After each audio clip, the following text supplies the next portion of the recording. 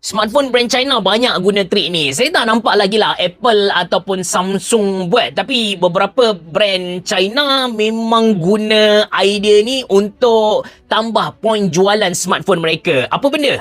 Okey, ini. Bila saya naikkan volume, anda boleh tengok 200% volume. Saya pernah gaduh dengan satu brand ni. Saya tak nak sebut nama apa. Saya gaduh gila-gila sebab saya tak rasa benda ni patut saya tekankan. Persoalan saya, tapi mereka nak saya masukkan dalam video. Mereka nak saya highlight, buat satu ayat yang kita kata puji gila-gila lah. Saya argue, macam mana kau ukur 200% tu? Apa benchmark dia? Kau guna apa meter? Macam mana aku nak demo kepada audience aku benda tu kan? Gaduh memang gila-gila lah. End up saya publish je video tu, tapi hubungan saya dengan dia memang renggang lah. Mereka dah tak hantar dah sponsor untuk saya.